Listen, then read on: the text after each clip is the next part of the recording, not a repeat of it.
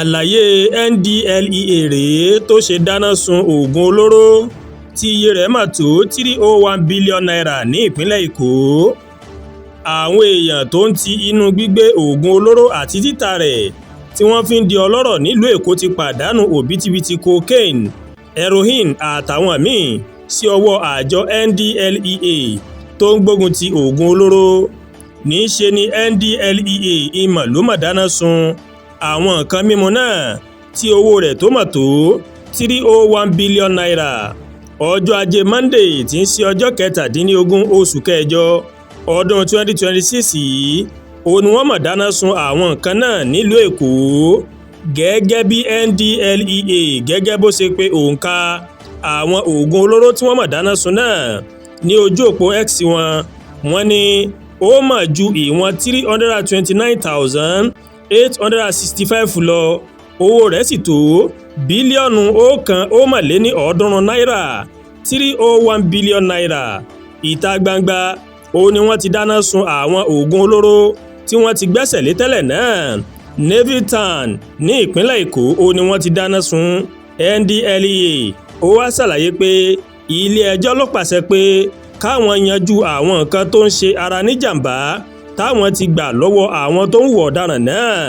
Lára àwọn oògùn olóró tí wọ́n dáná sun òun náà ni ọ̀kan tí wọ́n ti fi oríṣi 6 pò pọ̀.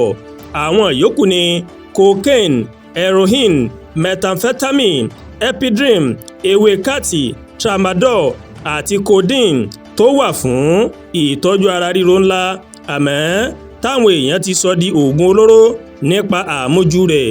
Bákan náà ó ní àwọn oríṣi igbó mímu ọlọ́kan-ò-jọ̀kan wà níbẹ̀, àwọn bíi èyí tí wọ́n ń pè ní loud àti skunk.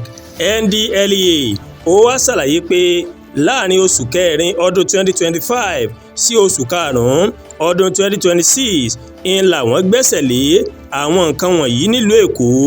Àjọ náà wá sọ pé ó mà tó ìwọ̀n 246,864.535 nǹkan olóró tí òun dáná sun.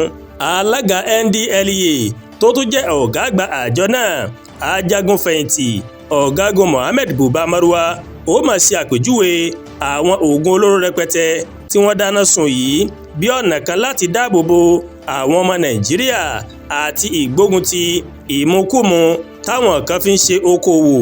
Bó sì ti léwu kí ìmọ̀ ìgbàlódé yín kó le tó, ọwọ́ òfin yóò tẹ̀ yín, ọ̀gágun Marwa ló kìlọ̀ bẹ́ẹ̀. Bákan náà ni ọ̀gá àgbà àjọ aṣọ́bodè ilẹ̀ Nàìjíríà Bashiru Adéwálé Adéníyì nígbà tó ń sọ̀rọ̀ lórí ìgbésẹ̀ NDLEA yìí, ó mà sọ pé àwọn báńdíìtì, ajínigbé, adigunjalè, agbésùmọ̀mí àti bẹ́ẹ̀ bẹ́ẹ̀ lọ ó ló ń lo àwọn nǹkan wọ̀nyí bí èmi tí wọ́n mí símú bá a ṣe dáná sun wọ́n yìí. Ó ń tọ́ka sí pé àwọn tó ń ṣòwò oògùn olóró wọ́n ti jẹ gbèsè owó tó tó bílíọ̀nù náírà, a sì tún dènà ìwà ọ̀daràn. Bákan náà ó ní gómìnà ìpínlẹ̀ Èkó Babájídé Sanwó-Olú tí akọ̀wé ìjọba ìpínlẹ̀ Èkó abilékọ Bímbọ́lá Sálùhù Ndẹ́yìn tó mà ṣojú fún níbi ètò náà, ó sọ wípé ìrántí ó ní èyí mà jẹ́ wípé ewu gidi ló ń bẹ nínú oògùn olóró lílò. Ó wá ṣèkìlọ̀ pé kí gbogbo àwọn èèyàn kí wọ́n ṣọ́ra fún oògùn olóró lílò torí pé kò ní àǹfààní tó ń ṣe fún àgọ́ ara. Àdúàgbà Olúwatóyìn ló ń kàròyìn sí létí láti kàn ní Ẹ̀yà Yorùbá World TV. Bẹ́ẹ̀ ṣe ń wò wá, ẹ máa bá wa like, ẹ máa share, ẹ dẹ̀ máa comment.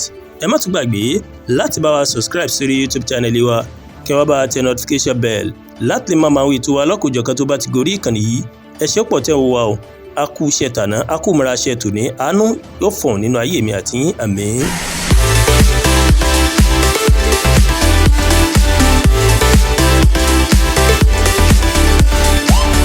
Ẹ̀yà Yorùbá World TV, ìkànnì tó sojú ọmọ kóòtù òjíire.